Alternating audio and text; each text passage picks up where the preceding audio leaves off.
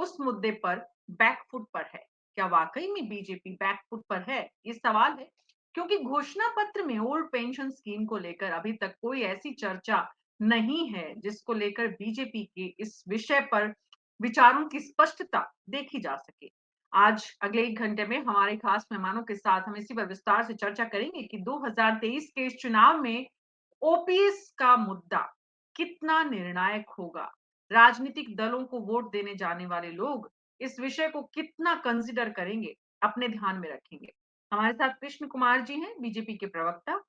Doctor Pradeep Chaturvedi Congress से हैं। चंद्रमुखी रेपस्वाल आम आदमी पार्टी की प्रवक्ता हैं। सनी सेबेस्टियन वरिष्ठ पत्रकार हैं और श्याम सुंदर शर्मा जी वरिष्ठ पत्रकार हैं। आप सभी का बहुत बहुत स्वागत है। सनी सेबेस्टियन जी, शुरुआत आपसे करना चाहूंगी। जिस तरह से इस पूरे मुद्दे पर, ओल्ड पेंशन स्कीम के मुद्दे पर बहुत लंबे समय से हिमाचल प्रदेश में भी और उसके बाद देश में भी जो बहस छिड़ी, और उसके बाद बीजेपी के घोषणा पत्र में इस विषय पर चुप्पी साधने का क्या अर्थ है? सनी सेबेस्टियन जी के पास जाएंगे वापस। कृष्ण कुमार जानू जी, आप ज्यादा बेहतर ढंग से बता पाएंगे आपकी पार्टी का पक्ष। क्या पार्टी की सोच है इस मुद्दे पर? अपना ऑडियो ऑन करिए Krishna Kumar ji. Meena ji, Meena ji, old pension scheme अपने नाम से ही इंगित करती है कि पुरानी पेंशन योजना। ईमानदार बात तो राजनीति में यह है कि इस पुरानी पेंशन योजना को बदला किसने, इसके बदलने के प्रपोजल कौन लेकर आया? क्या मनमोहन सिंह जैसे अर्थशास्त्री और प्रधानमंत्री के समय की ये योजना नहीं है? अब कांग्रेस अपने ही फैसलों को पलट रही है, तो भारतीय जनता पार्टी को उसमें इंटरवन करने की जरूरत कहां है? भारतीय जनता पार्टी देश हित में काम करने वाली पार्टी है। कांग्रेस सत्ता के लिए अपने ही फैसलों को पलटने वाली पार्टी है। सुप्रीम कोर्ट, हाई कोर्ट के फैसले पलटने वाली पार्टी है। हमने देखा होगा ना, शाहबानो प्रकरण में सुप्रीम कोर्ट के निर्णय को कांग्रेस ने संसद में पलटा था। अब ओपीएस की योजना इस देश में जो लेकर आए, देश के हित में लेकर आए, और अब उस पर राजनीति के लिए कांग्रेस पुरानी लाएंगे नहीं लाएंगे की चर्चा करके जनता को भ्रमित करने का खेल खेल रही है।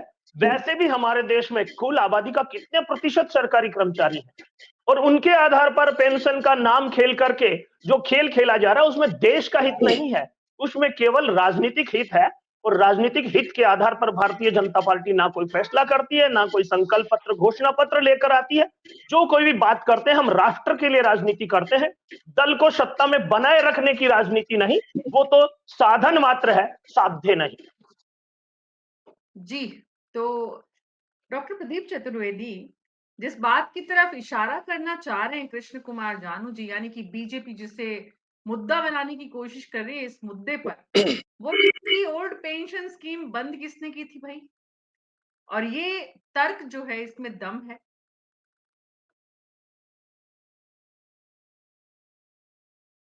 डॉक्टर प्रदीप चतुर्वेदी।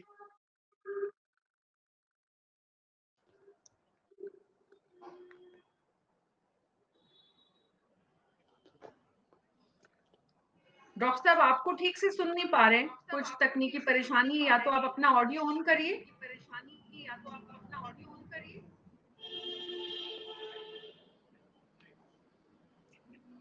वापस जाएंगे डॉक्टर प्रदीप चतुर्वेदी जी के पास। सनी सेबेस्टियन जी, जो बात यहाँ पर कृष्ण कुमार जानू बोल रहे हैं कि बीजेपी इस मुद्दे पर कांग्रेस के किए हुए कामों को पहले कांग्रेस ने बंद किया, फिर वापस शुरू किया, इन सब का क्या मतलब है?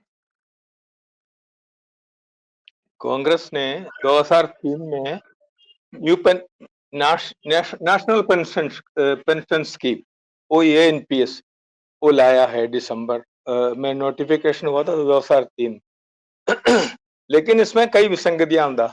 वो देखने के बाद रिसेंटली इस तरह की चीजें एक्सपीरियंसेस लोगों के इसमें आगे जो पब्लिक नोटिस में, जैसे जिंदगी भर गवर्नमेंट में काम करने के बाद कई लोगों को मिल रहे 2500 रुपया पेंशन।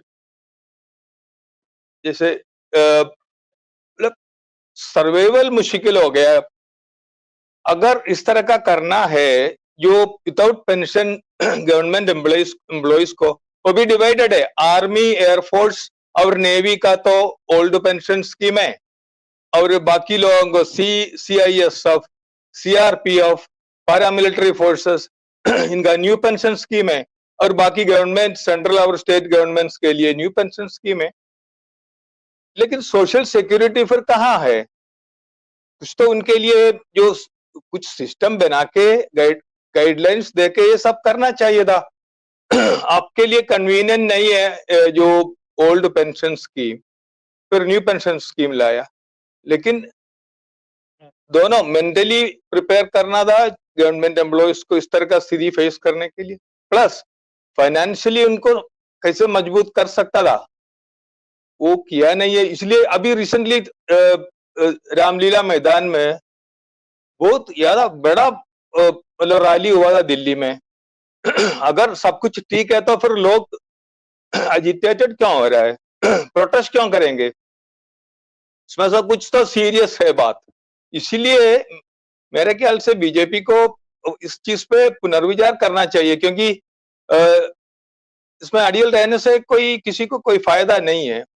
बहुत कम लोग इसमें है, ये भी कोई एक्सक्यूज नहीं है। काफी साइजेबल नंबर है गवर्नमेंट एम्प्लॉइज, और कई बार हमने देखा है इलेक्शन में नंबर्स का जो सबसे बड़ा कैलकुलेशन है और जिन लोगों को इसका सबसे बड़ा फायदा है वो तो राजनीतिक दल है, और देश और दुनिया की सबसे बड़ी राजनीतिक पार्टी ये कह रही है कि हमें ये नंबर जो है वो प्रभावित नहीं कर रहा है। तो ये वाकई में सोचने वाली बात है सनी जी। इसका मतलब बीजेपी की इस विषय पर नीतिगत स्पष्टता है। स्पष्टता अभी कुछ करने वाला नहीं है, इसमें क्लैरिटी है। पुनर्विचार अभी कम से come for the time being तो करेंगे नहीं, हो सकता है बाद में करेंगे, या जो 2024 इलेक्शन से पहले कर सकता है। अगर एक्चुअली क्या पॉलिटिकल पार्टीज अपना जो स्टैंड चेंज करता है अंडर प्रेशर, पब्लिक प्रेशर है या एडवर्स गवर्नमेंट जो है, लाइक इलेक्शन रिजल्ट्स एडवर्स आता है, फिर हो सकता है वो लोग सोचेंगे इसके बारे में पुनर्विचार के लिए। विचार की जगह बनी हुई है सनी सेबेस्टियन जी के मुताबिक, और ये बात सही भी है। कृष्ण कुमार जानू जी, आप इतिहास जानते हैं। मुख्यमंत्री अशोक गहलोत की सरकार एक बार सिर्फ इसलिए चली गई थी क्योंकि कर्मचारी नाराज थे, ऐसा कहते हैं। आप भी इस बात के गवाह रहे हैं, आपने भी चुनाव देखे हैं राजस्थान के। तो कर्मचारियों की जो इस चुनाव में भूमिका है, आप सीधे सीधे उससे इत्तेफाक नहीं रख रहे हैं? आत्मविश्वास जरूरत से ज्यादा है पार्टी के पास, जिसे दरअसल अति आत्मविश्वास कहते हैं। मीना जी, अपने शब्दों में आप उसे अति आत्मविश्वास कह सकते हैं, लेकिन भारतीय जनता पार्टी को इस बात का विश्वास है कि कर्मचारियों में भी चर्चा होने के बाद ही नई पेंशन स्कीम लागू हुई थी। अगर उसमें कुछ विसंगतियां हैं तो उन्हें दूर किया जा सकता है, लेकिन इस पेंशन योजना के साथ वो पेंशन योजना लागू करेंगे तो जो लोग वंचित रहे हैं उनके आंकड़े बनाने, उनके भुगतान चुकाने में ही सरकार लगी रहेगी। और कर्मचारी देश की सेवा के लिए नहीं है, सुविधाओं का उपभोग करने के लिए नहीं है। दोनों बातों में बैलेंस करने की जरूरत है, और कांग्रेस अपने किए से पलटकर भाजपा पर दोषारोपण का खेल खेल रही है। भाई, आप क्यों लेकर आए थे नई पेंशन योजना, और अब आप क्यों वापस लौटना चाहते हो? लौट के बुद्धू घर को आया की कहानी कितनी बार रिपीट करेंगे हम? देश आगे बढ़ रहा है। 18वीं सदी 17वीं सदी से जो बातें चल रही थी, आज 21वीं 22वीं सदी में भी उसी बात लकीर के फकीर बने रहेंगे। आज आर्थिक नियोजन और आत्मनिर्भरता की अगर बात है तो भारत आर्थिक दृष्टि से दुनिया की अब 5वीं अर्थव्यवस्था बन चुका है, और वहां सामाजिक सुरक्षा के नाम पर कानून है ना, ओल्ड एज पेंशन जारी की जा रही है ना।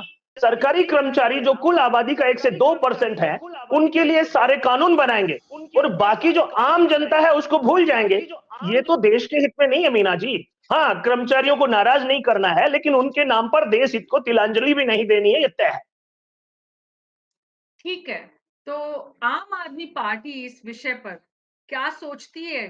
चंद्रमुखी रेपस्वाल जी, अभी तो आप बहुत छोटे छोटे राज्यों में हैं। दरअसल दिल्ली तो केंद्र शासित प्रदेश, तो राज्य के नाम पर तो एक पंजाब है आपके पास। पूरे देश की अगर नजर जब देखती हैं आप कर्मचारियों पर, तो आपको क्या लगता है?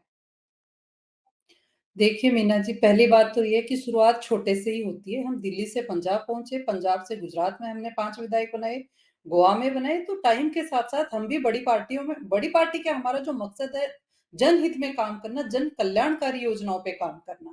ये एक सियासत का जो खेल खेला जा रहा है, अभी करसन कुमार जी ने बताया कि 1 से 2% आबादी के लिए हम कानून बनाएँगे क्या?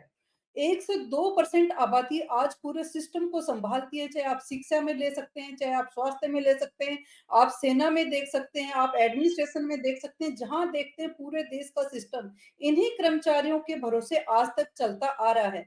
जो इंसान अपनी जब जॉब जॉइन करता है, बुढ़ापे तक 60 साल तक दिन-रात अपने घर, परिवार, समाज को छोड़ते हुए जहाँ उसको ज़िम्मेदारी दी जाती है, पूरी ज़िम्मेदारी से काम करता है और जब बुढ़ापे में उसको ज़रूरत होती है, उसको ठेंगा दिखा दिया जाता है।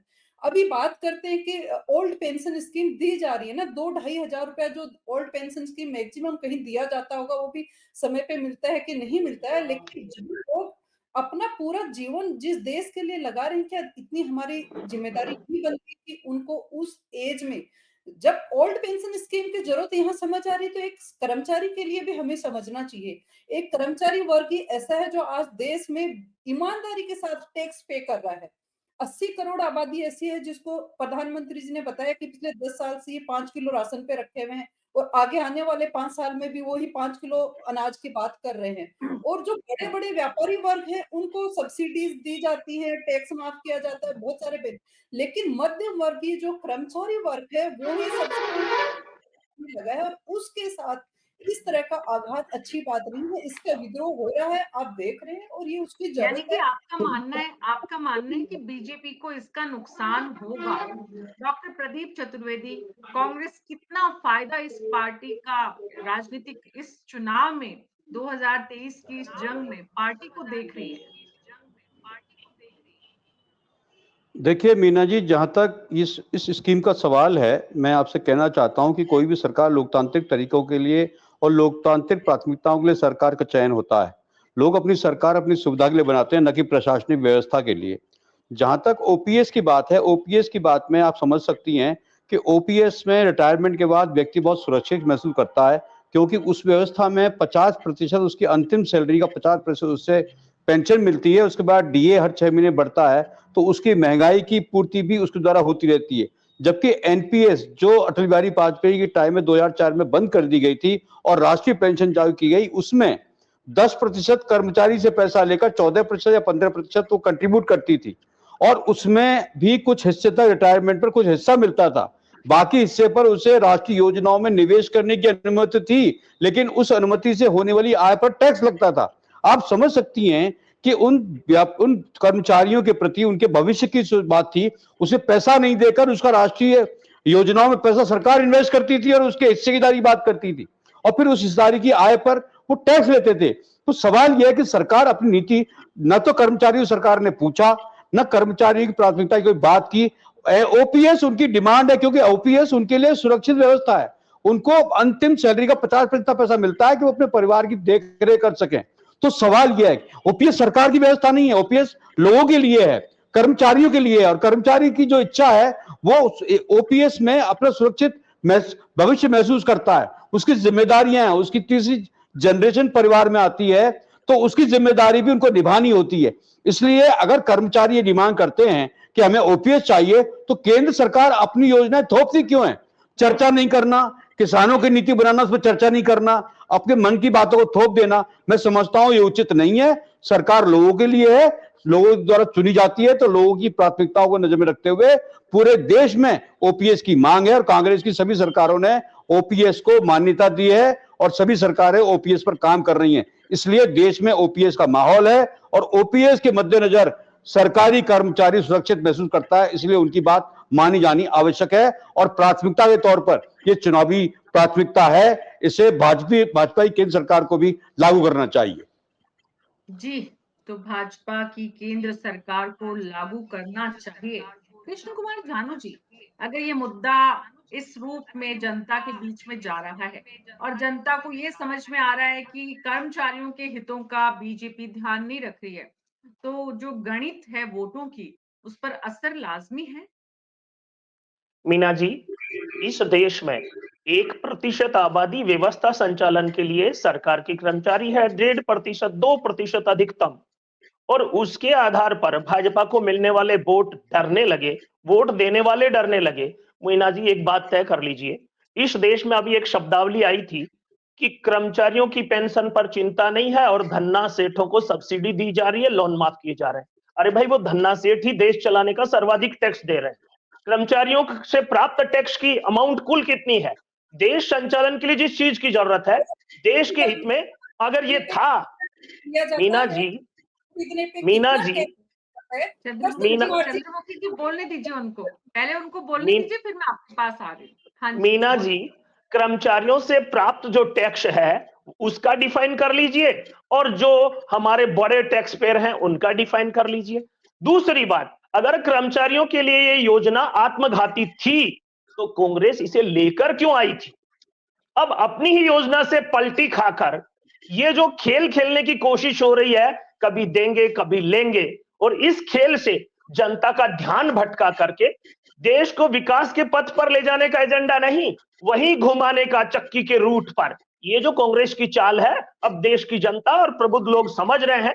कर्मचारियों के हित और अहित की जहां बात आती है, देश अगर आर्थिक रूप से सक्षम होगा, प्रति व्यक्ति आय बढ़ेगी, तो फिर कर्मचारी का फ्यूचर और बुढ़ापा भी सुरक्षित होगा, इस बात में कोई दो राय नहीं है। पहला हित देश हित है, कर्मचारियों के हित को नजरअंदाज तभी करेंगे जब देश को नुकसान होगा, अगर देश के हित में नहीं होगा तो नजरअंदाज झेलना पड़ेगा। मीना जी, तो ऐसे में चंद्रमुखी जी को लगातार आपकी बातों में असहमति है और वो लगातार इस बात होना को चाहिए। पक्ष रख रही है कि जनता जो है, जनता और खास करके कर्मचारी के अधिकारों की, हितों की रक्षा की जानी चाहिए। लेकिन यहाँ पर वोट का गणित अगर कहें तो वो बीजेपी को सूट नहीं करता है। 1%, 1.5% लोगों का वोट से डर कर बीजेपी कोई पॉलिसी नहीं बना सकती है। दरअसल पॉलिसी तो किसी भी से डर के नहीं बनानी चाहिए, पॉलिसी तो वेलफेयर की बननी चाहिए। तो चंद्रमुखी जी, जी बोले। देखिए अभी इन्होंने बताया 2% वोट शेयर की बात करना चाहते हैं। आज हम बात करते हैं हमारे देश में गौ माता का 1% भी वोट शेयर नहीं है, उसके लिए पॉलिसी बनती है, उनके लिए बजट एलोकेशन होता है, उनकी सुरक्षा की गारंटी दी जाती है, उन पे राजनीति होती है, लेकिन एक इंसान जो आपको पूरी जिंदगी सेवा करता है, उसकी आपको कोई परवाह नहीं है। दूसरी बात, यदि इस तरह से नुकसान हो रहा है तो क्यों ना हमारे बड़े-बड़े सांसदों, विधायकों जिनको ये सारी, उनको भी एनपीएस में ला देना चाहिए। जैसे बाकी जनता को पे किया जा रहा है, उनको भी वैसे ही कर देना चाहिए। उनको क्यों बड़े-बड़े बेनिफिट दिए जा रहे हैं? जहाँ जाओ सब कुछ उनके लिए फ्री। जनता ने क्या ऐसा अपराध किया है कि आपको शासन में लाए और उन्हीं के हक आपने छीन लिए? रही बात कि कांग्रेस का बोल रहे हैं कि इन्होंने ही लिया और यही वापस अब लागू कर रहे हैं। इन्होंने जो एनपीएस लागू किया उसका जनता ने इनको सबक सिखाया था। 2004 में इन ऐसी ही करतूतों की वजह से सरकार पलटी थी। अब इनको ये समझ आ गई है कि जनता की ज़रूरत के हिसाब से ही सरकार को चलना चाहिए। तो इस चीज़ को जानते समझते इस पे एक्शन ले रहे हैं, मैं इस चीज़ की सराहना करती हूँ। लेकिन जब आप आज ये बात करें कि 1% 2% वोट बैंक को ध्यान में रखते हुए, तो आपको लगता है कि क्या सिर्फ प्राइवेट के भरोसे, कॉर्पोरेट्स के भरोसे देश चल पाएगा? इस तरह की मतलब कुछ हम्म, बहुत सारी जो चीज़ें हैं, तो आप लोक कल्याण की बात कीजिए, कॉर्पोरेट और बिज़नेस मॉडल मत बनाइए। देश की हम्म, ज़िम्मेदारी सरकार चलाना है, वो एक लोक कल्याण कार्य करना है, वो बिज़नेस प्रॉफिट का नहीं है। उसमें देश हम्म, को नंबर 1 बनाना है, तो देश को शिक्षित करिए, देश के बच्चों के लिए शिक्षा की व्यवस्था कीजिए, रोज़गार की व्यवस्था कीजिए, स्वास्थ्य की व्यवस्था कीजिए। देश नंबर 1 तब बनेगा, 80 करोड़ लोगों को 5 किलो अनाज देते-देते देश नंबर 1 नहीं बनेगा। प आप 5वीं बड़ी अर्थव्यवस्था की बात करते हैं, 10% लोग उस अर्थव्यवस्था का हिस्सा हैं, 80 करोड़ लोग 5 किलो अनाज पे रहते हैं। तो आप कौन-सी अर्थव्यवस्था की बात करते हैं? कहाँ पहुँचा रहे हैं देश को? ये सारी चीज़ें बहुत ही समझ से बाहर हैं, करसन कुमार जी। तो आप थोड़ा-सा प्लीज़ इनका जवाब दीजिए कि क्या देश में शिक्षा, लोगों को शिक्षा व्यवस्था प्रॉपर करके, बच्चों को शिक्षित करके उनका भविष्य हम्म, बना के क्या देश नंबर 1 नहीं बन सकता?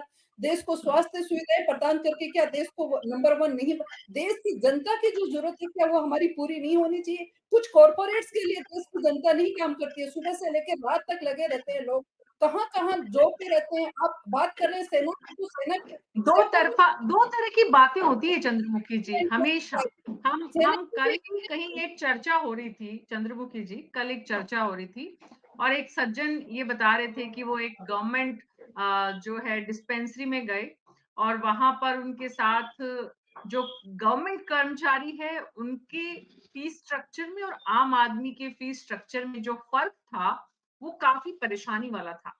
तो उनका ये कहना था कि पहले तो आप सरकार में रहकर हमेशा सरकार से सैलरीज और जो कुछ भी फिक्स किए, काम कितना किए नहीं किए, एक हमेशा कहा जाता है गवर्नमेंट कर्मचारी की कार्यशैली को लेकर एक सवाल उठता ही रहा है। और उसके बाद आप रिटायरमेंट के बाद भी उनको जितने हालांकि हालांकि मैं इस बात से व्यक्तिगत रूप से और अगर मैं एक जिम्मेदार नागरिक के हिसाब से बात करूं तो ओल्ड पेंशन स्कीम सिर्फ कर्मचारियों के लिए क्यों, सीनियर सिटीजन के लिए भी कुछ तो कुछ प्रोविजन ऐसे होने चाहिए जो एक उम्र के बाद जहां पूरा परिवार और खास करके हमारा जो बेटों प्रधान पुरुष प्रधान समाज है उसमें जो सीनियर सिटीजन्स को जो परेशानी आती है उनसे निजात दिलाने के लिए गवर्नमेंट्स को कुछ इस तरह के काम करने की जरूरत ही है। लेकिन मुद्दा ये है कि वो तो सभी के लिए होना चाहिए, फिर सिर्फ सरकारी कर्मचारियों को ध्यान में रखकर क्यों बनाई जाए? सभी के लिए होना चाहिए। बिज़नेस वाला ज़िंदगी भर अपनी पूँजी, अपना समय अपने लिए पूरा इन्वेस्ट करता है, जहाँ चाहे, जितना चाहे, बेटे-पोतों तक का करता है, लेकिन एक सरकारी कर्मचारी 3 साल यहाँ नौकरी करता है, बच्चों की पढ़ाई उनकी प्रॉपर नहीं हो पाती, 2 साल में ट्रांसफर होता है, लेकिन ये दर्द सिर्फ वही परिवार के लोग समझ सकते हैं, जिनके परिवार के लोग सरकारी नौकरी में होते हैं। तो आप जहाँ बात करते हैं कि नॉर्मल आदमी को भी सोशल सिक्योरिटी सबको होनी चाहिए, लेकिन उसने जो सरकार को दिया है, जो अपने देश के लिए दिया है, पूरा जीवन समर्पित किया है, उसके पीछे उसके खुद का भी स्वार्थ है कि उसको एक सुरक्षित जीवन मिले इसलिए दिया है। अब आज देखा जाए तो हम बात करते हैं देशभक्ति की, लेकिन मैं जानती हूँ कि आज शेखावाटी एक ऐसा एरिया जहाँ सबसे ज़्यादा लोग सेना में हैं, तो हर किसी को शहीद होने का शौक नहीं रखता, लेकिन उनकी मजबूरी है कि उनको वहाँ जाना पड़ता है और हमारा भी दायित्व है कि वो हमें एक चैन की नींद जिनकी वजह से हम सोते हैं, तो सरकार उनके लिए कुछ करे। अब आज आपने अग्निवीर जैसी योजना लाके रख दी, में जो बिल पास किया उसमें सेना की सेना को भी एनपीएस में लेके आ रहे हैं। नहीं, तो ठीक है, तो किस ठीक है, मिलेगा? ठीक ये है सारी चंद्रमुखी जी, जो आप जिस बात की तरफ जिस मुद्दे पर आप जनता का ध्यान दिलाना चाह रही हैं, वो समझ में आता है। लेकिन सनी सेबेस्टियन जी, जिस तरह से चंद्रमुखी जी कह रही हैं कि सरकारी कर्मचारी ने पूरे जीवन सरकार की सेवा की और जो प्राइवेट के लोग हैं, चाहे वो बिजनेसमैन हो, चाहे एक तो ये है कि तुलनात्मक रूप से देखा जाए तो एक सरकारी कर्मचारी जो मेहनत करता है और एक प्राइवेट इंडस्ट्री चलाने वाला, चाहे कोई दुकानदार हो, चाहे कोई बड़ी इंडस्ट्री का मालिक हो, वो जो मेहनत करता है, समय देता है अपने काम को, उसका जो फर्क है, पहली बात। दूसरी बात ये कि सरकारी सेवा के लिए तो पूरी दुनिया परेशान रहती है, पागल रहती है। एक बार सरकारी नौकरी फिक्स हो जाए मतलब जीवन भर की लॉटरी लग गई। इस अप्रोच के बाद काम करना भी मुश्किल हो जाता है। ऐसे में उन लोगों को एक और इस तरह से जो ओल्ड पेंशन स्कीम का जो तोहफा है या जो एक कहीं न कहीं एक उनको खुश करने की जो कवायद है, सनी सेबेस्टियन जी आपको लगता है कि इसमें मंशा जो है सरकार की वो और जो जो योगदान है समाज को वो दोनों के बीच में कोई गैप है जिसकी वजह से आज इस पर इतनी बहस हो रही है?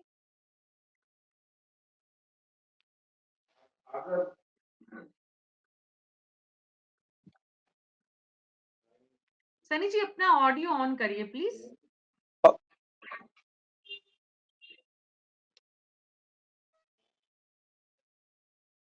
पब्लिक में अभी आ रहा है आवाज?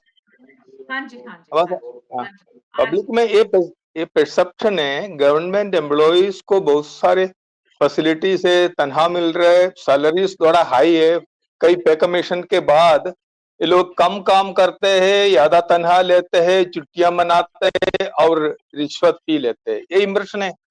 इम्प्रेशन तो खराब है, लेकिन वो कोई सबके लिए बराबर नहीं है। ये जो डेफिनेशन आ रहा है गवर्नमेंट एम्प्लॉइज का, और कोई इनके लिए कोई गिफ्ट भी नहीं है पेंशन देना। तो उनका जो राइट है पेंशन लेने का, ठीक है, प्राइवेट से कंपेयर कर, प्राइवेट में भी पेंशन का स्कीम तो है ही, पीएफ वगैरह उस तरह का है, लेकिन बाद में जाके तो बहुत छोटा अमाउंट हो जाता है। पहले 2500 टाइप जैसे जर्नलिस्टों को भी मिलता है, बहुत छोटा अमाउंट। वो तो वो तो इनहांस कंट्रीब्यूटरी बनने के बाद बड़ा भी हो सकता है, और ये तो पॉलिसीज पे डिपेंड है। और लेकिन ये जो जो है कम नंबर में है वो लोग, इसीलिए उनका तो ज्यादा ध्यान देने का जरूरत नहीं है। ये आर्गुमेंट भी सही नहीं है।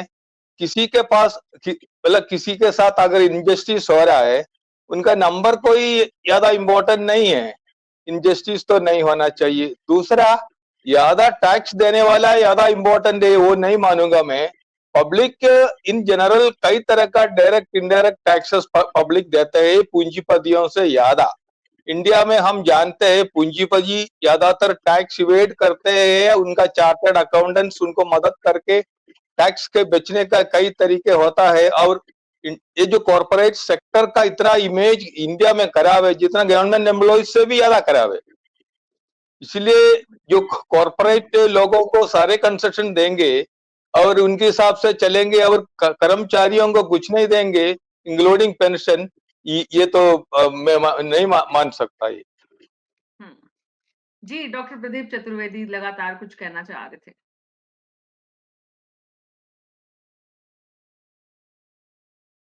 डॉक्टर साहब ऑडियो ऑन करिए प्लीज। एक मिनट प्लीज, ऑन हो गया? जी जी आवाज आ रही है? हाँ जी। देखिए, सनी सेबेस्टियन जी ने बहुत महत्वपूर्ण बात कही है। उनका कहना इशारा करना है कि कॉर्पोरेट सेक्टर और प्राइवेट सेक्टर में जो खर्चा होता है उसका प्रोविजन उनकी बैलेंस शीट में है, और वो खर्चा निकाल करके जो इनकम होती है उस पर टैक्स लगता है, जबकि इंडिविजुअल पर उसकी पूरी सैलरी पर टैक्स लगता है। उसके बाद वो जितना भी कंज्यूमेबल आइटम खरीदता है उस पर टैक्स लगता है। तो सरकारी नौकरी पर 48 से 50% टैक्स इन टोटलिटी आ जाता है। तो बिजनेस एंड कॉर्पोरेट सेक्टर को ये फायदा मिलता है, जबकि सरकारी कर्मचारी को नहीं मिलता है। अब सवाल यह है कि अगर अकाउंटेबिलिटी की बात है तो ये लीडरशिप पर महत्वपूर्ण है कि उस लीडरशिप में ये डिपेंड करता है कि कर्मचारियों से काम कितना ले। अगर लीडरशिप अकाउंटेबल है, अफसर अकाउंटेबल है, तो कर्मचारी काम करता है। लेकिन अगर काम चलाओ सरकार में लीडरशिप इफेक्टिव नहीं है तो कर्मचारी गलती इसमें नहीं है, क्योंकि कर्मचारी काम करने के लिए बाध्य है, उससे काम करने के लिए लीडरशिप कहती है तो काम करता है, लेकिन उसकी तरफ से इनिशिएटिव नहीं होता। इनिशिएटिव हमेशा लीडरशिप से होता है। तो मेरा मानना है कि कर्मचारी को दोष देना गलत है। जो भी करते हैं ये बात सही है कि, लेकिन ये बहुत छोटा परसेंटेज है कि 1 या 1.5% लोग इस देश में टैक्स देते हैं। उस टैक्स से देश नहीं चलता, लेकिन उसकी पेंशन से उसका परिवार चलता है। उसकी जिम्मेदारी, सामाजिक जिम्मेदारियां उसे निभानी होती हैं। इसलिए जब आप उस पर टैक्स 50% करते हैं तो वो चोरी भी करता है, करप्शन भी करता है। और इसीलिए यह है कि या तो आप उसको टैक्स लीजिए, बाकी चीजों पे एग्जाम करिए। तो मेरा मानना है कि अगर आप न्याय करेंगे तो वो भी अपने काम के प्रति न्याय करेगा। अगर आप उसे टैक्स बर्डन से आप दबाएंगे तो वो भी चोरी करेगा। इसका समाधान सरकार को ही निकालना होगा। जी, तो समाधान सरकार को निकालने की जो कोशिश है, उस कोशिश में जिस तरह से कांग्रेस गवर्नमेंट ने जो काम किया है, उस कांग्रेस गवर्नमेंट के काम को श्याम सुंदर शर्मा जी कैसे देखते हैं आप? देखिएगा, जिस प्रकार से प्रदीप जी कह रहे थे कि जब सरकार में अल्पमत में होती है तो लीडरशिप का हावी होना बहुत जरूरी है। ये तो मेरे को समझ में नहीं आया कि किस प्रकार से लीडर ही अगर हावी होगा तो हम सरकार की चीजों को चला पाएंगे। अरे सुन तो लो प्रदीप जी, मैंने आपकी बात सुनी ना। आप ऐसा क्यों एकदम से हो जाते हो विचलित? आपका आप कुछ होना नहीं है, आपका आप जो है वो स्टेबल हो, कोई दिक्कत नहीं है। आपके भरतपुर में तो देखिए राष्ट्रीय लोकदल चुनाव लड़ कर रहा रहे है, हैं। आपकी चिंता करने की मैंने जरूरत नहीं देश है। की क्या अर्थव्यवस्था आप के अच्छी संबंध बात में कहाँ बात से की है लाए? श्याम जी। मैंने अच्छी बात अर्थव्यवस्था से बात की है। नहीं, मैं भी मेरी बात अर्थव्यवस्था सुनिए। की बात जो कर रहा हूँ। संदर्भ मैंने नहीं कहा, मैं उसके बारे में आपको कह रहा हूं। मैंने राजस्थान कर्मचारियों के बारे में बात कही है, जो उनकी अर्थव्यवस्था में उन पे जो टैक्स लगता है उसकी बात की है। मैंने पार्टी पॉलिटिक्स कोई बात नहीं की है। अरे तो मैंने कौन सी अब आप पार्टी बोलें। पॉलिटिक्स की बात की? मैं तो सरकारी कर्मचारी अधिकारियों को लगाम लगाने की बात हो रही है। मैंने आपको, आप कैसे अपनी बात को लेकर के खुद ही आप पीड़ित हो जाते हो? देखिए यही बात सही है कि जिस प्रकार से कांग्रेस ने ओपीएस लेकर के जो पुराना पेंशन योजना को लागू करके अपने आप को कर, लेकिन कानून लेके नहीं आ पाए मुख्यमंत्री जी। कानून तो बाद में आएगा, जब दोबारा सत्ता 5 साल को दोगे तो हम कानून लेके आएंगे। इससे पहले कानून की याद ही नहीं रही। उन्होंने कहा अभी तो चुनाव है इसलिए लागू कर दो, इसलिए उन्होंने कानून इतने सारे लिया है। मुख्यमंत्री जी को पता ही नहीं लगा कि इसको कानून के तहत लागू करना पड़ेगा, क्योंकि केंद्र सरकार के पास अधिकार है।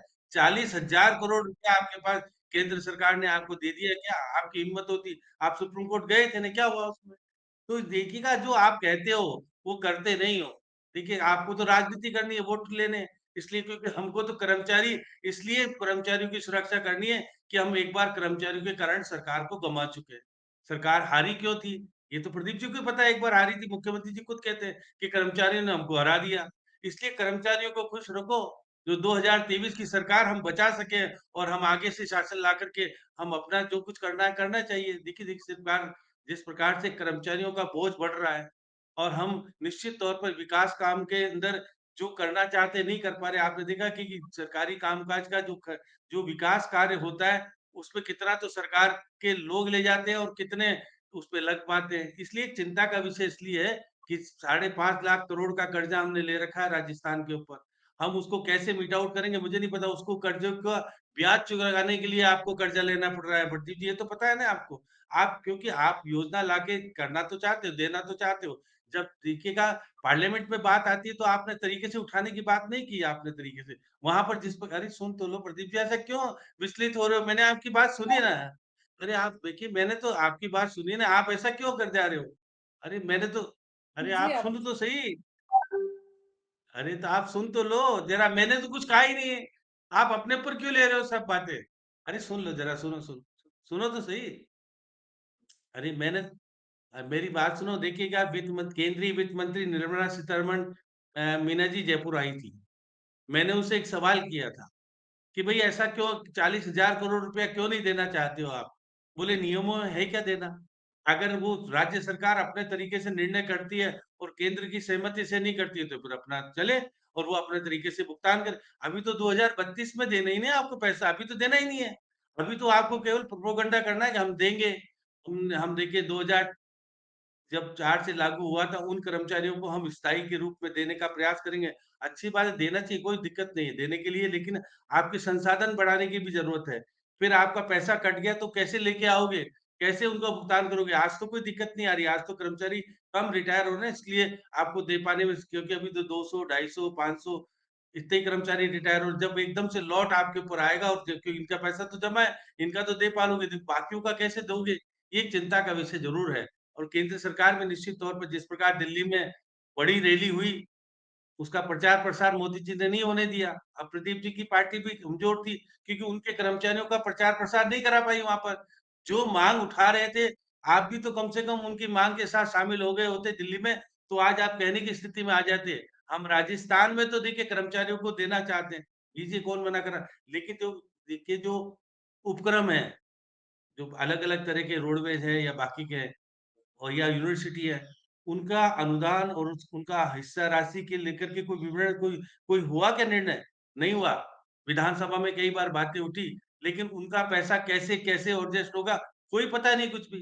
तो इसलिए देखिए आधे पे लागू कर पाए क्योंकि अब सत्ता आ जाएगी 2023 में, हम कानून लेके आ जाएँगे। उस कानून को केंद्र सरकार मानेगी नहीं मानेगी क्या पता? आपने तो वकीलों की सुरक्षा का कानून पारित किया था ना, क्या हुआ उसका? क्यों नहीं लागू कर पाए प्रदेश में? क्योंकि प्रदेश को अधिकार है क्या? इन सब चीज़ें वित्तीय अधिकार प्रदेश के पास इंडिपेंडेंट रूप से नहीं है। प्रदीप जी जो अपन कुछ कह लेते हैं, राजनीतिक परिप्रेक्ष्य में निर्णय कर लो कोई दिक्कत नहीं।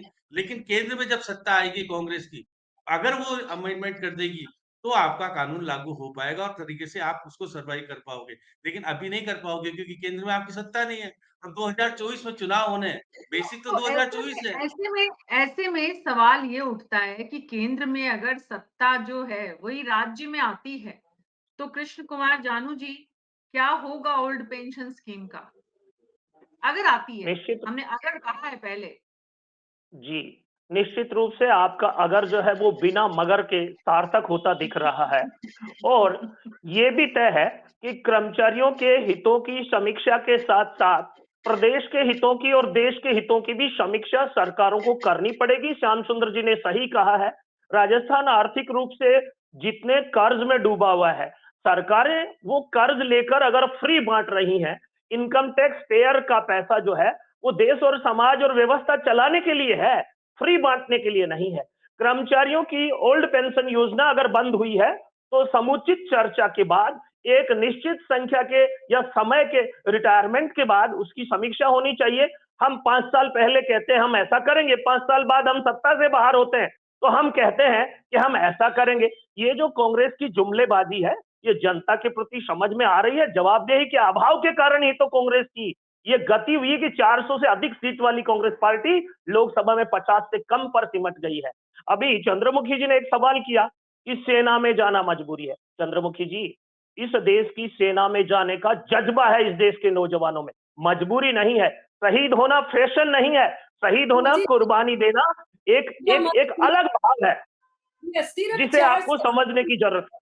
ने खत्म कर दिया। आप वहां का बच्चा शहीद हो जाता है, आपको उसके लिए कोई सुविधा नहीं है, उसको शहीद का दर्जा तक नहीं दिया जा रहा। एक जज्बा था जहां लाखों लाखों की संख्या में लोग भर्ती की तैयारी करते थे, लेकिन आज वो ग्राउंड खाली पड़े कि 4 साल के एक बच्चे को चंद्रमुखी जी, एक बात बताइए चंद्रमुखी जी, एक बात बताइए, चंद्रमुखी जी, एक बात बताइए ये चंद्रमुखी शहीद जी। का दर्जा और कृष्ण शहीद कुमार की जी, सुविधाएं किस सरकार ने शुरू की थी? कृष्ण कुमार जी, एक मिनट। चंद्रमुखी जी, अगर शहीद और शहादत और देश की सेवा और कर्मठता सिर्फ मिलने वाले फायदों से जुड़ी है, तो वो फिर जो शब्द हम इस्तेमाल कर रहे हैं, वो शब्दावली उसके लिए ठीक नहीं है। जी, सच्चाई को नकारा नहीं जा सकता। भारतीय जनता पार्टियां, हमारे जो देश के लीडर्स हैं, उनके कितने बच्चे सेना में हैं, जरा आप हमें बताइए, वो जज्बा उनमें क्यों नहीं है? ये जज्बा सिर्फ किसानों के बेटे-बेटियों में ही क्यों है? क्योंकि उनकी मजबूरी है। उनको पेट भरने के लिए 5 किलो राशन पे नहीं जीना, उनका अपना स्वाभिमान है। वो हर तरीके से अपने प्राणों की बाजी लगाएंगे, लेकिन आपके आगे झोली नहीं सरकार सरकार किसान 5 किलो राशन जबरदस्ती नहीं दे रही, वो 80 करोड़ लेने वाले मना तो करें। अगर उनमें जज्बा है, हिम्मत है, तो चंद्रमुखी जी आप मना कराएं ना अपने यहाँ से। करके आपको चैन की नींद सोने की सुविधा देता, आज आपने उसको अग्निवीर जैसे उस पे लाके खड़ा कर दिया। तो इससे बड़ी, मतलब मैं आपकी सोच को क्या बताऊं कि भारतीय जनता पार्टी देश को किस दिशा में ले जा रही है। देश का भविष्य, ना वो कोई शिक्षा का इंतजाम कर पा रही है, ना वो कोई रोजगार का इंतजाम, चंद्रमुखी जी, जनादेश के साथ ना हमारे देश अरविंद की केजरीवाल की तरह जोड़ की झूठी घोषणाएं करके नहीं, जनादेश के साथ 303 सांसदों का आदेश जनता ने दिया, उसके आधार पर देश दिशा दे रहे हैं। कृष्ण कुमार जी, जहां तक सवाल जनादेश का है, तो कम से कम आम आदमी पार्टी के पास जनादेश की, जहां उनकी सरकार है, वहां पर कोई सवाल नहीं है, इसलिए उसको, उस विषय पे हम डाइवर्ट नहीं होते हैं। सनी सेबेस्टियन जी, मुद्दा ये है कि देश की सेना में जाने वाला हमारा प्रहरी हो, नौजवान हो, युवा हो, ऑफिसर हो, सूबेदार हो, तमाम जो कैटेगरीज हैं वहां जाने की, या फिर हमारी सेवा सरकार की जो है, राज्य सरकार की है, उसमें क्लैरिकल से लेकर और तमाम स्टेट सर्विसेज की जो बातें हैं। मुद्दा ये है कि जिस तरह से बजट, राजस्थान सरकार की आर्थिक हालात, इन सब की जो चर्चा है और इन सब की जो हकीकत है, सिर्फ चर्चा ही नहीं, इस बार तो मुख्यमंत्री ने वो बात बोली नहीं है।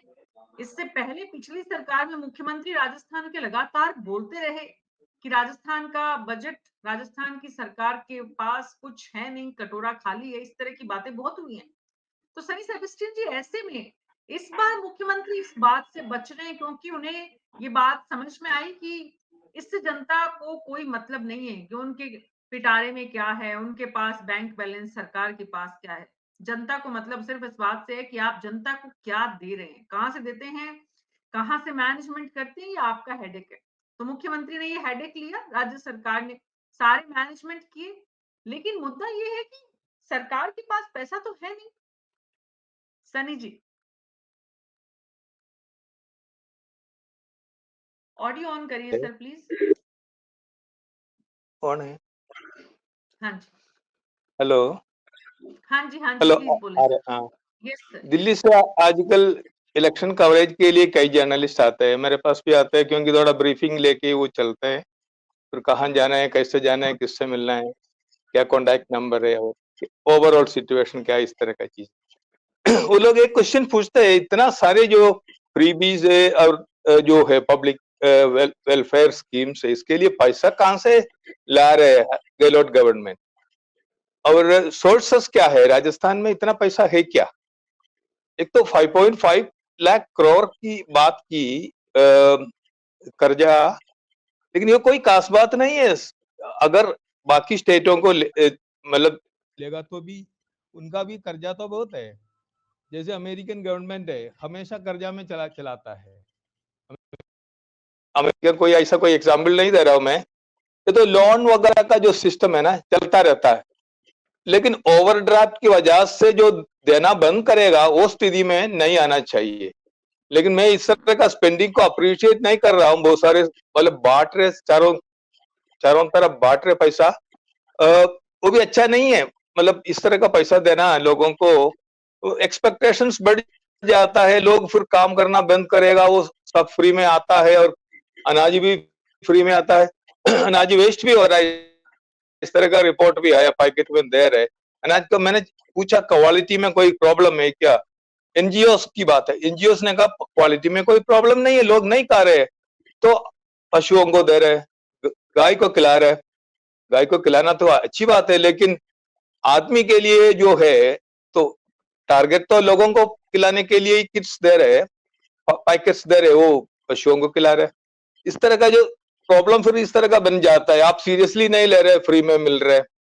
लेकिन अल्टीमेटली गवर्नमेंट की बात है, गवर्नमेंट मैनेज कर रहे फाइनेंस अपना, कोई किसी ने रोका नहीं है, आरबीआई ने कोई इस तरह का चेतावनी नहीं दी। ठीक है, नीति आयोग वगैरह तो कुछ नहीं है, ओपीएस के बारे में भी कुछ नहीं है, लेकिन national human rights commission NPS के बारे में, मतलब उनका जो opinion, NPS national pension scheme, नया पेंशन स्कीम है, उसके खिलाफ है ह्यूमन राइट्स कमीशन। और इवन सीएजी ने भी कहा था, जो नेशनल पेंशन स्कीम है, लोग उसको न्यू पेंशन स्कीम बोलते हैं, सब लोग कुछ नहीं है, लेकिन प्लानिंग बॉडीज है जैसे नीति आयोग है, आरबीआई है, वो कंसर्न है इस तरह का पैसा कहां से आएगा। वो फ्री बीस की जो सिस्टम है वो ऑल ओवर इंडिया में चल गया, तो इलेक्शन में इस तरह का आउट ऑफ कंट्रोल हो गया। ये जो ऑफर करने के लिए जो सारे पार्टीज में कंपटीशन है, ये अनहेल्थी कंपटीशन है। वैसे इस तरह का कोई लिमिट नहीं होगा, अंत में जाके काफी कॉम्प्लिकेशंस आएगा इसमें। लेकिन ये मैं ओपीएस के खिलाफ नहीं बोल रहा, इस कॉन्टेक्स्ट में आउट ऑफ, मतलब इस कनेक्शन में बोल रहा हूँ। तो ऐसे में श्याम सुंदर शर्मा जी, जो बात आप कर रहे थे और जो यहाँ पर सनी जी ने कही है, दोनों बातें अपनी अपनी जगह, दोनों की अहमियत है। लेकिन एक तरफ जहां अमेरिका की गवर्नमेंट है, वो भी जो है, जिस तरह की स्थिति का जिक्र यहाँ पर सनी जी ने किया है, कि वहां भी आर्थिक जो घाटा है वो लगातार गवर्नमेंट में चलता है। लेकिन इसका मतलब ये नहीं है कि गवर्नमेंट लोक कल्याणकारी स्कीम्स पर काम करना बंद कर दे। तो जब दुनिया के देशों में ऐसा हो रहा है, तो हिंदुस्तान के किसी प्रदेश में अगर ऐसा हो रहा है, तो कृष्ण कुमार जी, बीजेपी को दिक्कत क्या है? डॉक्टर साहब, आ रही हूं मैं आपके पास।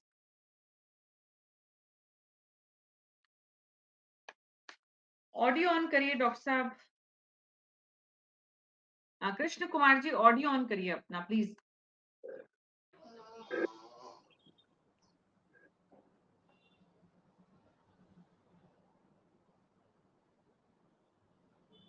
कृष्ण कुमार जानू जी, हम आपको सुन नहीं पा रहे हैं, आप अपना ऑडियो।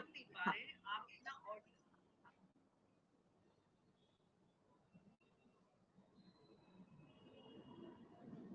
डॉक्टर प्रदीप चतुर्वेदी, आपके पास आते हैं। देखिए, एक बड़ी महत्वपूर्ण बात अभी सामने आई कि जो राज्य सरकारें कर्जा लेती हैं, कर्जा लेना बुरा नहीं है, लेकिन कर्जे के साथ साथ अगर प्रदेश का इंफ्रास्ट्रक्चर डेवलप होता है, जॉब जनरेट होते हैं, तो आपकी जीडीपी का रेशियो बढ़ता है। राजस्थान की सबसे बड़ी बात यही है कि हमने कर्जा लिया है, लेकिन हमारी जीडीपी देश में दूसरे नंबर की जीडीपी है। ये इस बात का सूचक है कि हमने जो कर्जा लिया है उसका समुचित प्रयोग हम कर रहे हैं, उसका उपयोग हो रहा है। और जीडीपी अगर मेंटेन है तो ये नुकसान का सौदा नहीं है। आप लोन लेकर अगर जीडीपी को मेंटेन किए रहते हैं तो ये इकोनॉमी सबसे अच्छी इकोनॉमी है। इसमें आप इन्वेस्टमेंट करिए, आप उधार लेकर करिए, लेकिन आप अपनी ग्रोथ को अगर मेंटेन करते हैं तो अर्थनीति का एक तरीका है कि जो लोग अपनी जीडीपी को मेंटेन करके जो प्रदेश चलेगा उसको नुकसान नहीं होगा। और कर्जा कभी नुकसान का सौदा नहीं है। कर्जा हमेशा प्रदेश के विकास के ढांचागत विकास के लिए लिया जाता है। उस ढांचागत विकास से समृद्धि होती है, रोजगार मिलते हैं, लोगों को संपत्ति अदा मिलती है। इसलिए मैं आपसे कहना चाहता हूं कि अर्थशास्त्र में कर्जा लेना बुरा नहीं है, लेकिन अगर उसका उपयोग उचित तरीके से हो और प्रदेश की जीडीपी अगर मेंटेन रहे तो ये अर्थनीति का सबसे प्रबल प्रमाण है और ये विकास का सूचक है। जी, तो ऐसे में चंद्रमुखी जी, ऐसे में अगर बीजेपी ये कहती है, दुनिया के देश गवाह इस बात के कि वहां पर सरकारों को जो आर्थिक नुकसान है, सरकारें जो घाटे में चल रही हैं और केंद्र सरकार अपना अनुशासन कुछ इस तरह का रखना चाहती है कि वो घाटे में नहीं चलना चाहती है, तो फिर परेशानी जनता भी इस बात को समझेगी कि भाई कोई भी राज्य की सरकार अगर इस परेशानी में है, आर्थिक संकट में है, तो अल्टीमेटली आना तो वो जनता पर ही है। हाँ, मीना जी, ज़रूर मैं आपकी बात से सहमत हूँ, आईना जनता पर ही है। इसलिए 70 साल में जो भारत सरकार पे ऋण था, वो पिछले 10 साल में बढ़ के 55 लाख से 155 लाख करोड़ हो गया। जो 70 साल में जो ऋण था, उसका 2 गुना सिर्फ 10 साल में हो गया। उसमें कितना इंफ्रास्ट्रक्चर डेवलप किया गया, जो जनता के काम आने वाली चीज़ें हैं, कितने सरकारी उपक्रम हैं जो नए बनाए गए और कितने बेचे गए, बेच के मुनाफ़ा अर्न किया गया। उसके बाद हमारे पे कर्ज़ा बढ़ गया, लेकिन जनता को जो सुविधाएँ देनी चाहिए थी, कितने सारे सरकारी स्कूल्स बंद किए गए। अभी मैं कल-परसों अखबार में पढ़ रही थी, मध्य प्रदेश में, झारखंड में, उत्तर प्रदेश में स्कूल सरकारी स्कूल्स बंद किए गए हैं कि यहाँ 400 करोड़ रुपया बचेगा, यहाँ 800 करोड़ रुपया। सरकारी स्कूल बंद करके आप बजट बचा रहे हो, तो ये आप कौन से मुनाफे की तरफ जा रहे हो? ये बजट बचा के आप कहाँ इन्वेस्ट करने वाले हो? जो हमारा भविष्य है। हम सरकारी स्कूल बंद करके, जहाँ शिक्षा का बजट हर देश में कितना ज़्यादा होता है, लोगों को फ्री शिक्षा हर मतलब बहुत सारे विकसित देश हैं जहाँ पे शिक्षा फ्री मिलती है, स्वास्थ्य फ्री मिलता है, परिवहन फ्री मिलता है। लेकिन आज हम बात करते हैं परिवहन की, जो 10 साल पहले हमारा रेल मंत्रालय था, बजट पेश होता है, हम उस दिन बड़े ध्यान से सुनते थे, लेकिन यात्री किराया भाड़ा कभी भी नहीं बढ़ता था। आज आप देखेंगे, आज के अखबार में देखिए, आप गूगल करके देखिए, हमारी ट्रेन्स का किराया हमारी हवाई जहाज से ज़्यादा है। जयपुर से बैंगलोर जाने वाली ट्रेन का किराया 11,000 9,000 रुपए। किसके विकास की बात कर रहे हैं? आप ट्रेन निजीकरण करते जाइए, कॉर्पोरेट को मुनाफ़ा देते जाइए। ठीक है, आपकी वो नीतियाँ हैं, लेकिन आप जनहित में तो नुकसान मत करिए। ये आज छठ पूजा का दिन है, लोगों को ट्रेन में पैर रखने की जगह नहीं है। लोगों के लिए ट्रेन्स नहीं है, दिवाली का टाइम है, शादी त्योहार का टाइम है, लेकिन कहीं भी आप जाओगे, ट्रेन का किराया जो था 3 गुना 4 गुना आप पे बढ़ा के लागू कर दिया जाता है। तो आप बात कर रहे हैं मुनाफ़े की, आप बात कर रहे हैं बजट की, तो इस देश की जनता का कोई अधिकार नहीं है क्या? फिर तो ये तो लोकतंत्र हुआ ही नहीं, फिर तो जो ईस्ट इंडिया कंपनी थी, उसने भी कुछ तो विकास किया ही था, बहुत सारे किले बनाए, बहुत सारी सुरंग बनाई, सड़कें भी, रेल या जहाँ भी बहुत सारे विकास करे। लेकिन देश की जनता का गला घोट के जो विकास किया तो उसका विरोध हुआ था, और आज हमारे देश की जनता का गला घोट के जिस तरीके से काम किए जा रहे हैं, जिसमें जनहित में नहीं होके सिर्फ और सिर्फ कॉर्पोरेट्स को फायदा पहुंचाने के लिए, किसानों ने, आपने देखा 1.5 साल तक सड़कों पे बैठे रहे, किसानों के रास्ते में कीलें लगा दी गई, उनके रास्ते रोके गए, उनपे पानी की बौछारें, गोलियां, लाठियां, किसानों को ट्रकों के नीचे दबा-दबा के कुचल-कुचल के मार दिया। लेकिन उसका विरोध हुआ, और ये जनता है तो जनता देख रही है, ये बहुत ज्यादा तानाशाही नहीं तो चलती, मुद्दा यही है कि जनता क्या देख रही है? जनता ये देख रही है कि बीजेपी के घोषणा पत्र में इस मुद्दे को कोई तरजीह नहीं दी गई है। कृष्ण कुमार जानू जी, जनता जो देख जी रही है, उसका डर आपको बिल्कुल नहीं है। आप अपनी राय में, अपनी नीति में, अपने विचार में एकदम स्पष्ट है पार्टी की। इस मुद्दे पर पार्टी का स्टैंड क्लियर है कि कर्मचारी बिल्कुल, सरकार के साथ। जी। बिल्कुल क्लियर है। जनता के टैक्स के पैसे से कर्मचारी को तनख्वाह मिलती है और जनता टैक्स देश के कल्याण के लिए देती है, केवल कर्मचारियों के कल्याण के लिए नहीं। इसलिए जब तक दोनों में बैलेंस नहीं होगा, इस पर डिबेट होती रहेंगी। जिस विषय की चर्चा चंद्रमुखी जी कर रही हैं कि किसान के किले गाड़ी आंदोलन किया, ये हुआ, चंद्रमुखी जी, लाल किले पर तोड़फोड़ करने कौन गया था? उसे आप किसान कहेंगे या उत्पाती? चंद्रमुखी जी, बहुत से ऐसे विषय हैं जिनके लिए आज देश में जिस प्रकार की राजनीतिक जिम्मेदारी की जरूरत होती है, उस प्रकार की राजनीतिक जिम्मेदारी देश में काम करने वाले राजनीतिक दल नहीं निभा रहे हैं। एकमात्र 2-3 पार्टियों को छोड़ दिया जाए तो वो परिवारवादी तंत्र से संचालित नहीं है। सारी पार्टियां परिवारों से संचालित हैं, कश्मीर से लेकर कन्याकुमारी तक। महाराष्ट्र में ठाकरे की है तो उड़ीसा में पटनायक परिवार की पार्टियां चल रही हैं, लालू की पार्टी चल रही है, मुलायम के परिवार की पार्टी चल रही है, और अब तो दिल्ली में भी जब चर्चा चली है तो पत्नी को ही मुख्यमंत्री बनाने की बात चली है। कुल मिलाकर परिवारवादी पार्टियां देश का भला नहीं कर रही, जनता के नाम पर खुद का लाभ लेने की कोशिश कर रही हैं। इस बात से देश की जनता बखूबी वाकिफ है और यही कारण है कि भारतीय जनता पार्टी लगातार सरकार में रिपीट हो रही है और अधिक वोट लेकर हो रही है, अधिक सांसद जीतकर हो रही है और वही होने जा रहा है। राजस्थान में भी वही हो रहा है। जी, तो डॉक्टर प्रदीप चतुर्वेदी, आपका घोषणा पत्र कब तक आ रहा है और उसमें ओपीएस को लेकर आप कैसे काउंटर करने वाले हैं जनता के बीच बीजेपी को? देखिए, मुख्यमंत्री जी ने और हमारे देश की सभी कांग्रेस सरकारों ने ओपीएस पेंशन लागू करने का एक कमिटमेंट किया है और हम इसके पक्षधर हैं कि ओपीएस दी जानी चाहिए। इसके साथ साथ ही मुख्यमंत्री अशोक गहलोत जी ने अपनी योजना का प्रारूप तैयार कर लिया है। 3.5 करोड़ लोगों से सुझाव आए हैं, उसके आधार पर हमारा घोषणा पत्र तैयार है। एक निश्चित दिन पर इसकी घोषणा कर हमारी जो घोषणा है उसको करेंगे, घोषणा पत्र जारी होगा। श्याम सुंदर शर्मा जी नजर नहीं आ रहे, सनी सेबेस्टियन जी, जनता जब वोट करने जाएगी, एक घर में, एक परिवार में एक सरकारी कर्मचारी है, तो ऐसे में पूरा परिवार जो है उसका वोट प्रभावित होगा। बीजेपी को कोई इस बात की चिंता नहीं है।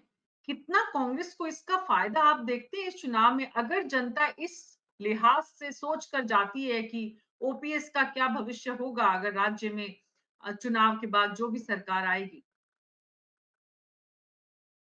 ओपीएस तो बड़ा मुद्दा है, इमोशनल मुद्दा है, क्योंकि जैसे मैंने शुरू में कहा है, अगर कोई फैमिली का जो इनकम है 2,500 रुपया महीने में, तो सर्वाइवल मुश्किल है, वो कैसे सर्वाइव करेंगे? और 60 के बाद यहाँ कोई रीएम्प्लॉयमेंट का जो अपॉर्चुनिटीज बहुत कम है इंडिया में, और इस तरह का मान के चलते हैं 60 के बाद आदमी या जो व्यक्ति बेकार है ना? इस तरह का एटीट्यूड के साथ रीएम्प्लॉयमेंट का जो चांसेस बहुत कम रहता है, और इनकम भी नहीं है, पेंशन भी नहीं है, बहुत ही सीरियस सिचुएशन है।